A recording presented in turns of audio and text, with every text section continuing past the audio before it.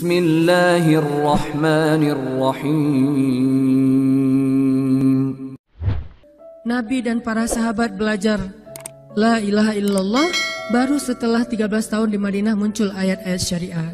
Syariat umroh, syariat haji, syariat puasa, syariat tilawah, syariat hijab.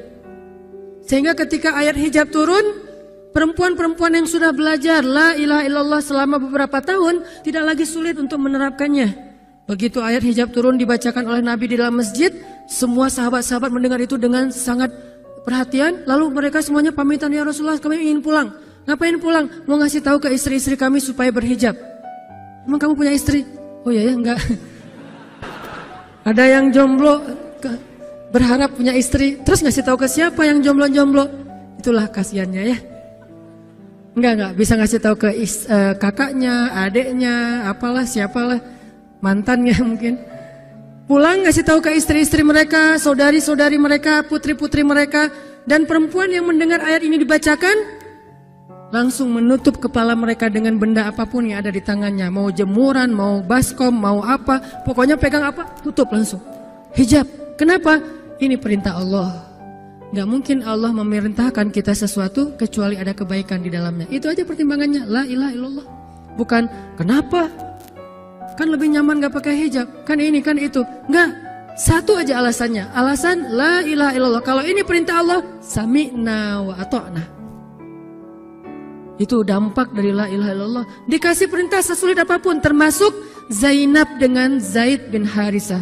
Pernah kan baca kisah Zainab di surat Al-Ahzab? Mungkin kapan-kapan kita bahas itu. Efek dari la ilaha illallah. Tiba-tiba Nabi datang kepada Zainab. Sebetulnya Zainab ini ada hati kepada Nabi Muhammad. Siapa sih yang gak punya hati untuk Rasulullah ya? Semua cewek juga pasti mengidam-idamkan pengen jadi istri Nabi. Karena otomatis istri Nabi itu adalah dijamin surga. Siapa yang gak pengen jadi istri Nabi? Di surga nanti punya rumah, satu rumah dengan Nabi. Kan keren banget. Kita bisa jadi tetangga Nabi aja di surga udah keren banget. Apalagi serumah dengan Nabi. Semua cewek juga pengen jadi istri Nabi, termasuk Zainab. Dan itu hal yang wajar. Pas Nabi datang ke rumah Zainab, Zainab udah kegeeran. Nabi bilang kepada keluarga Zainab, saya ingin melamar Zainab. Zainab udah bahagia. Untuk Zaid, untuk Zaid, bukan untuk Rasulullah. Zaid? Siapa Zaid? Anak angkatnya Nabi Muhammad SAW, bekas budak. Mirip-mirip dengan Julaibib. Julaibib itu edisi Madinah, Zaid itu edisi Mekah. Ada dua cowok jomblo yang sama-sama pernah diuji dengan masalah jodoh. Zaid edisi Makkiyah, Julaibib edisi Madaniyah. Dua-duanya jomblo.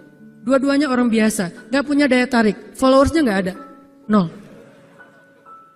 Bukan selebgram sama sekali. Kata Rasulullah, aku melamar Zainab untuk putraku Zaid bin Harithah, anak angkatnya Nabi. Zainab menjawab apa? Ya Rasulullah, saya gak cinta sama Zaid. Jawaban yang sangat wajar kan? Dan jawaban yang paling sering kita dengar sekarang kan? Maaf ya, aku gak ada perasaan, kita jadi adik kakak aja. Itu kan standar ya? Standar banget lah kayak gitu-gitu. Maaf ya, kita jadi temenan aja. Maaf ya, aku gak ada perasaan apa-apa selama ini. Maaf ya, dan segala macam. Dengan bahasa-bahasa halus tapi nolak intinya. Kenapa gak bilang aja, udah gak usah kesini lagi? Kan jelas ya. Ini dengan bahasa, ya Rasulullah, aku tidak cinta kepada Zaid. Karena cinta juga pertimbangan yang penting. Dan Nabi juga tidak mengizinkan kita menikahkan putri kita dengan seseorang yang putri kita tidak berkenan dengannya. Tetap harus ditanya, ya Rasulullah, saya tidak cinta dengan Zaid.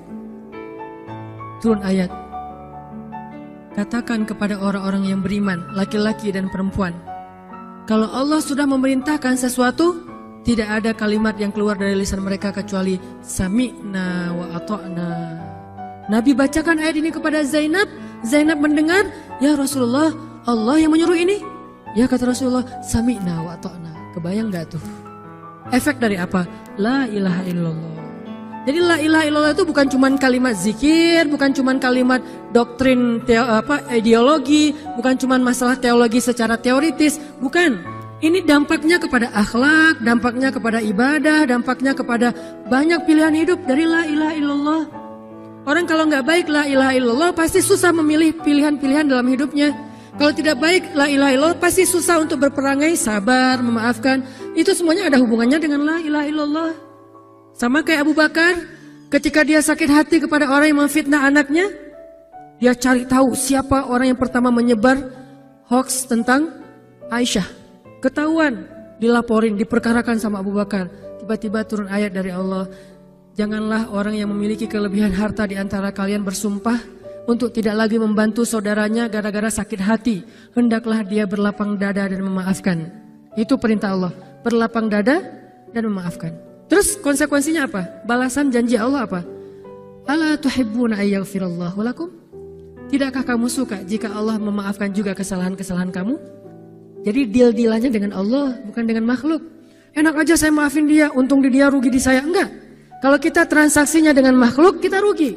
Tapi kalau kita transaksinya dengan Allah, kita untung. Libatkan Allah dalam urusan kita. Dan ini gak mungkin kita lakukan kalau gak baik. La ilaha illallahnya. Allah nawarin kepada Abu Bakar. Ala tuhibbuna ayyaghfirallahu lakum? Tadinya Abu Bakar kesel banget sama tuh cowok. Terus turun ayat ini, wal ya'fu wal yasfahu. Hendaklah dia memaafkan dan berlapang dada. Abu Bakar berat. Tiba-tiba Allah katakan, ala tuhibbuna ayyaghfirallahu lakum?